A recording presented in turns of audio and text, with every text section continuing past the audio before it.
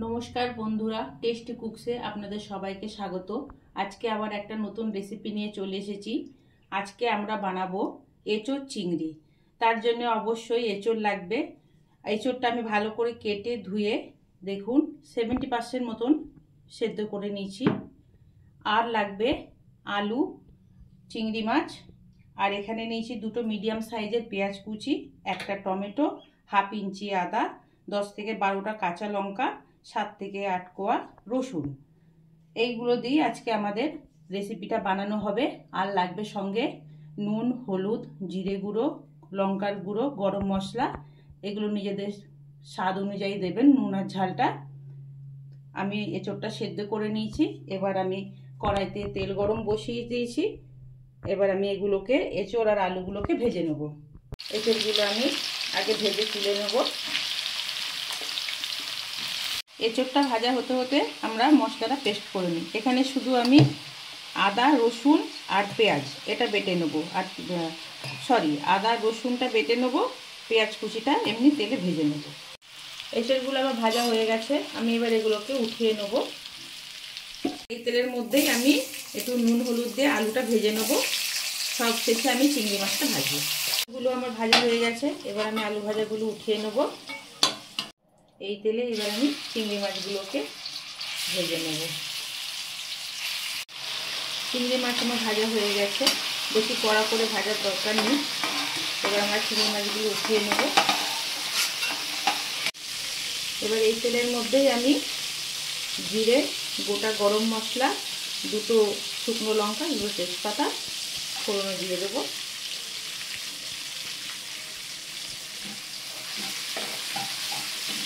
এটাকে 1-2 সেকেন্ড মতন ভাজবো।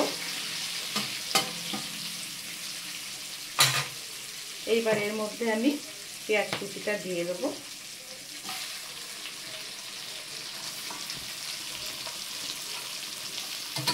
পেঁয়াজ কুচিটা আমরা ভালো করে লাল লাল করে ভেজে নেব।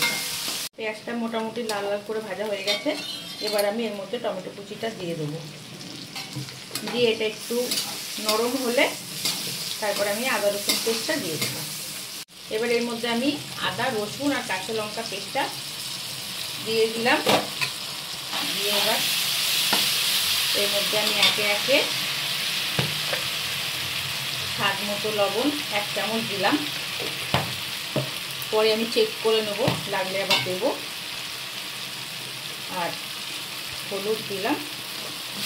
দিয়ে এবার আমি মশলাটাকে ভালো করে কষাবো। আদা রসুনটা আমার কষে গেছে, দেখুন তেল ছাড়ছে। এবার আমি নিয়েছি হাফ টিস্পুন ধনের গুঁড়ো, 1 টিস্পুন জিরের গুঁড়ো, হাফ টিস্পুন লঙ্কার গুঁড়ো।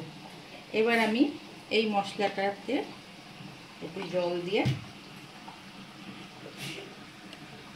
মিশিয়ে গুলিয়ে নেব, যাতে কড়াইতে দিলে মশলাটা পুড়ে না যায়।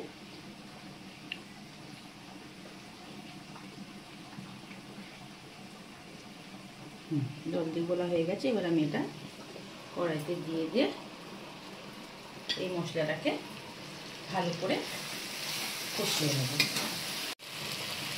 মশলাগুলো আমার কষা হয়ে গেছে মোটামুটি। এবার আমি এর মধ্যে ভেজে রাখা এঁচোড় আর ভেজে রাখা আলুগুলো দিয়ে ভালো করে কষিয়ে নেব। এঁচোড় আর আলুটা দেখুন ভালো করে আমার কষানো হয়ে গেছে। এবার আমি এতে পরিমাণ মতন জল দেব আলু আর এঁচোড়টা সেদ্ধ হওয়ার জন্য।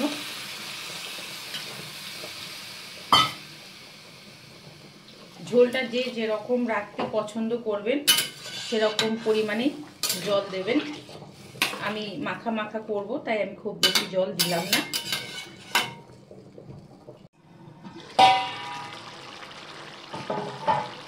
এঁচোড় আর আলুটা আমাদের মোটামুটি সেদ্ধ হয়ে গেছে।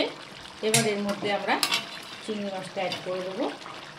আর সঙ্গে একটু নুন ঝালটাকে ব্যালেন্স করার জন্য একটু হাফ টিস্পুন মতন চিনি এতে আমরা দেব। এবার এটাকে আরও 1 মিনিট মতন ফুটিয়ে নেব, তারপরে গরম মশলা দেব।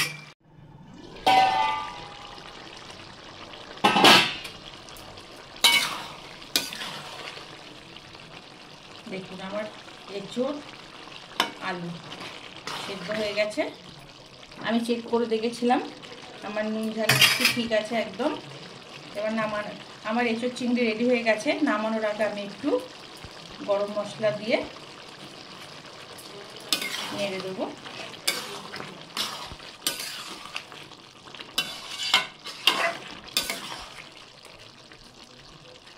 এবার আমি গ্যাসের ফ্লেমটা অফ করে দেবো, দিয়ে এটাকে 10 মিনিটের জন্য স্ট্যান্ডিং টাইমে রেখে তারপর আমি এটা সার্ভ করে দেবো।